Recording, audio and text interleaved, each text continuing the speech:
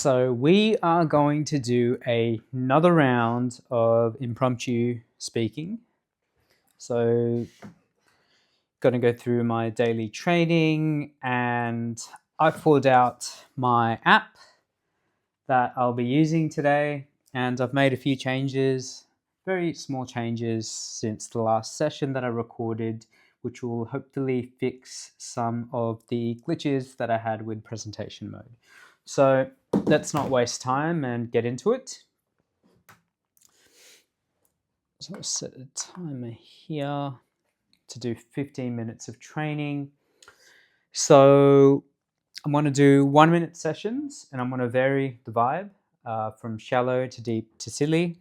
And then I think I might stay on the standard difficulty without challenges, just because the challenges feel a little bit intense right now and I want to just ease into it. So, all right, let's go.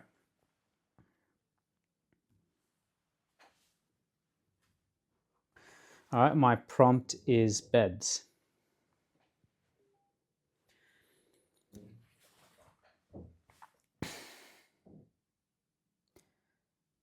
Beds as an object are a sense of safety and security for human beings. Beds are so much more than just being objects because of that. At the end of a rough day at work, a rough day at school, a rough day with our studies at university, we can always find some comfort knowing that we can come home to our bedrooms and lay down in our beds and feel a sense of comfort and peace and safety. That is why beds are so much more than just objects. They are comfort, safety, and security. Okay. I feel like with that one, I did focus on beds being as like a sense of comfort and security. And that's what I wanted it to be about. I didn't drift too far off from that topic, although I don't know, I feel like my use of comfort, safety, security, like all three words, was just getting a bit too much. Maybe I should have just picked one. But overall, no, I'll give myself maybe a 6 out of 10 for that. Okay,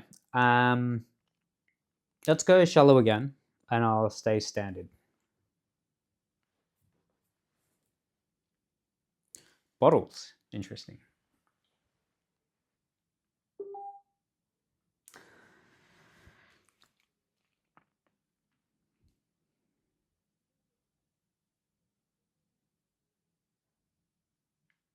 Bottles are a sense of judgment.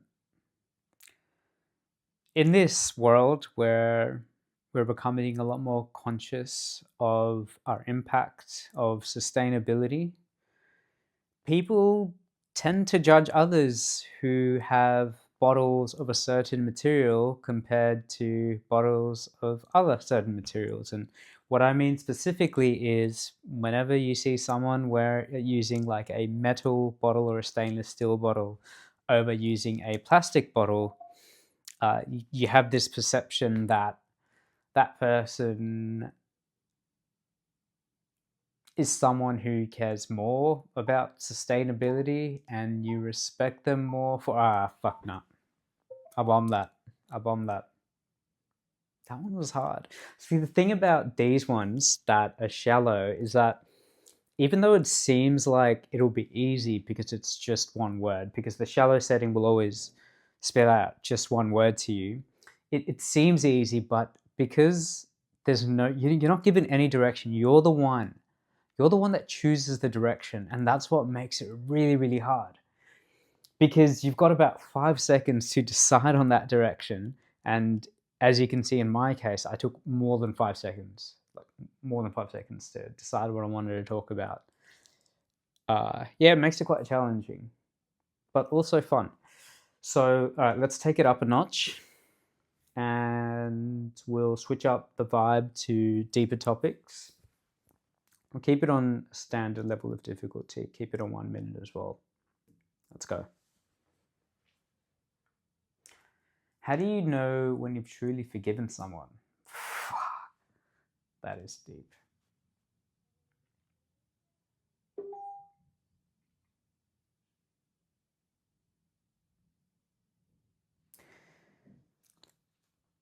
How do you know when you've truly forgiven someone? I think the right question to ask is, do you ever truly forgive? Or do you cover up those painful feelings in new memories that overpower that pain? Do you just move on and occupy your brain with new things that desensitizes you to that person? So while it may look like on paper you forgive them, it may look like you've forgiven them to other people, but the reality is that pain just no longer becomes a big part of you. So you don't truly forgive anyone. Damn.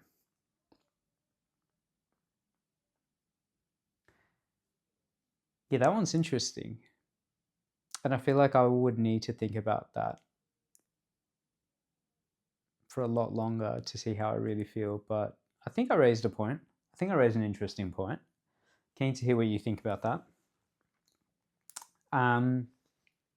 Yeah, so one thing I will tell you here, you probably can't see it, is that in this app I've just put in this little reflection section. So if you click reflection, you can kind of rate yourself with 3 simple ratings, like either it was a rough one, or you feel like you had a decent crack at it, or you feel like you nailed it. And then you drop some feedback for yourself, and then you click done. So I'll just write yada, yada, yada, decent crack, done. And then ultimately, I haven't got into designing this feature yet, but eventually you will be able to see your historical feedback and watch yourself in the calendar. Like, you'll be able to see a calendar, hopefully, to see, you know, how your feedback has changed with time. So at least you can monitor your progress. But yeah, no, that's just something interesting. Okay, cool. Let us go to silly Sally. All right. Let's see what we get. Explain why seagulls are the true rulers of every beach town.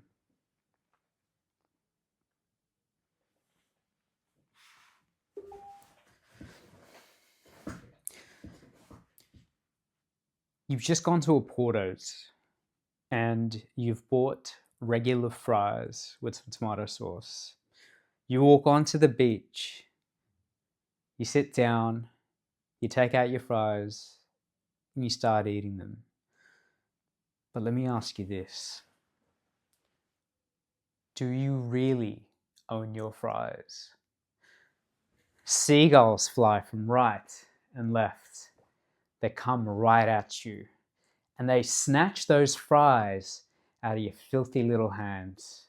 And before you know it, your fries are everywhere, and there's a massive flock of seagulls there, and they've taken your fries and eaten them all.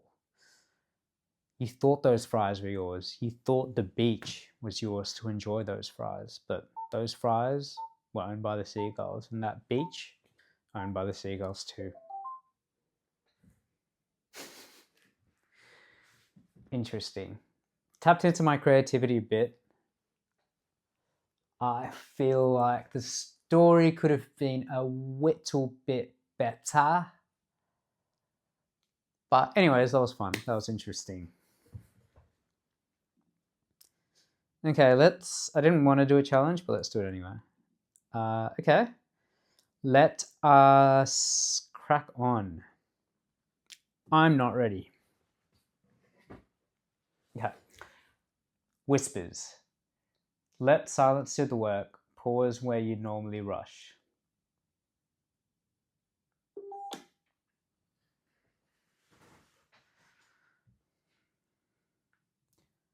Whispers are used, so whispers can be used for effect. And not the type of whisper you think where people are literally whispering like this. But when you reduce the volume of your voice, you tend to create a more intimate connection with your audience. It makes your audience lean in a little bit more, and they feel a greater openness coming from you, and that helps them connect with you. So whispering doesn't just mean to whisper like this, but it also means to reduce the volume of your voice to connect with your audience better. That was interesting, and I just realized I forgot to click presentation mode, which is the mode I literally created so that you could see the screen better. Okay, that's okay. I just realized, but hopefully you could see what was happening. So I created this presentation mode. If you click it on the top right, then what that means is if you want to do these exercises with an audience that are also looking at the screen, or if you want to record yourself just like I am, it means that everything will just be exploded in terms of size, so it'll just be clearer for the audience to see. So as an example, I'll stick with, okay, I'll go with deep and I'll go crack on for a challenge. You can see the dice is bigger and everything else is bigger. Okay, so is vulnerability a sign of strength or weakness? Ooh. Name the emotion in the room before addressing it. Well, there's nothing in the room, but I'll make something up.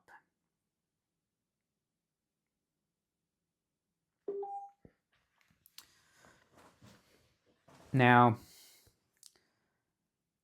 I'm looking around and I could immediately feel this awkwardness. Like everyone in the audience was looking around them like they were looking to see what everyone else was thinking before they could even accept their own true thoughts. And I think that's because deep down, each and every one of you truly feel, or you realize that vulnerability is a source of strength. It's a sense of strength. But your fear is that if you think so or put your opinion of that out there, you will be perceived as weak. But being vulnerable is really strong. It makes you strong. Yeah.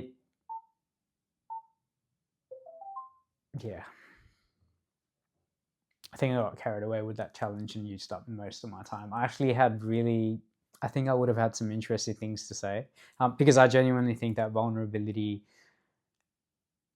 is someone who displays vulnerability is someone who is strong, because it takes strength to do it. But vulnerability is also super important for happiness and fulfillment in life, I believe, because when you're vulnerable, you give yourself permission to be authentic. You don't feel fake. Yeah, I don't know, so many things to say, but I'll stop there.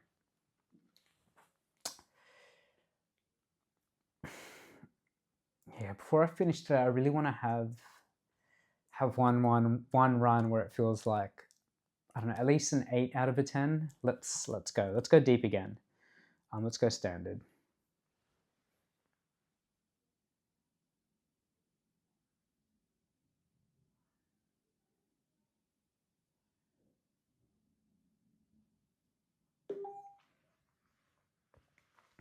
So you've decided that you want to learn a new instrument. Here is why you should pick up the guitar rather than learn how to play piano or violin or any other instrument.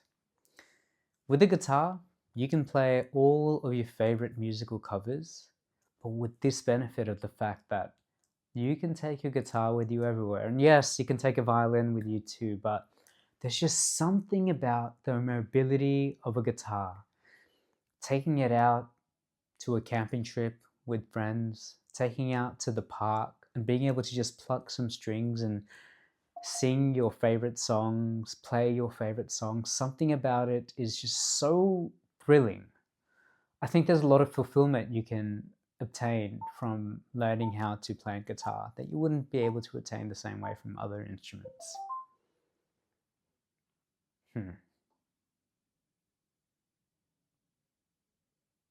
Yeah, not happy with that one. 6.5 out of 10. All right, let's go. All right, let's go shallow. Go for a challenge. Muck around. Okay.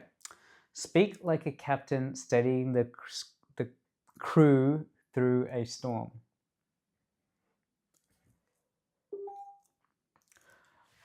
All right, everyone.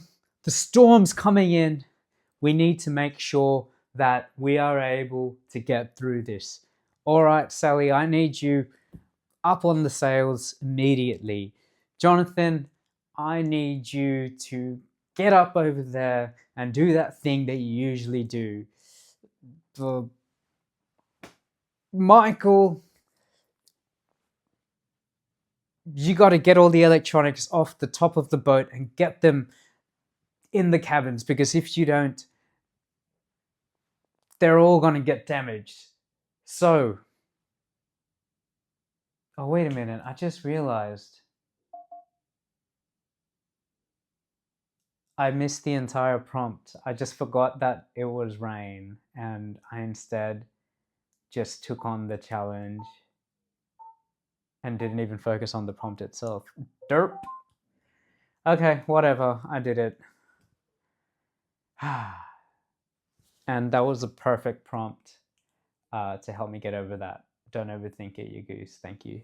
Thank you. So I've designed all these prompts to stop overthinking and to just get on with it, because the whole point of this is to just give impromptu speaking a go. I know it's super awkward, and I know I probably look super awkward, but I really believe that doing a little bit of impromptu speaking training every single day can help you become more comfortable with the discomfort of being put on the spot. And let me tell you that being put on the spot is a regular part of the real world. When you start in the workplace, when you go study at university, but also mainly the workplace. I feel like the workplace is the biggest thing for everyone. Like, yeah, I'm sure most people could resonate with what I mean there. Like being able to put your thoughts out there, that thoughts that you didn't plan to put out there, but put them out there in a structured way, is a skill, and you only build that skill by practicing doing that thing. And the purpose of this app is to give you that vehicle or that opportunity to get that practice in. So hopefully through posting these videos, if you're watching this, you'll be able to see over time that perhaps I am getting better at this particular skill. Perhaps I'm appearing more centered, more calm and collected. Perhaps the structure with which I speak starts to also become more consistent, or you can start to tell that regardless of what topic is thrown at me, I can put something out there that makes sense because it's delivered in a structured way. So I'm building that ability to speak with structure. Anyways, that's the session. Thank you for tuning in.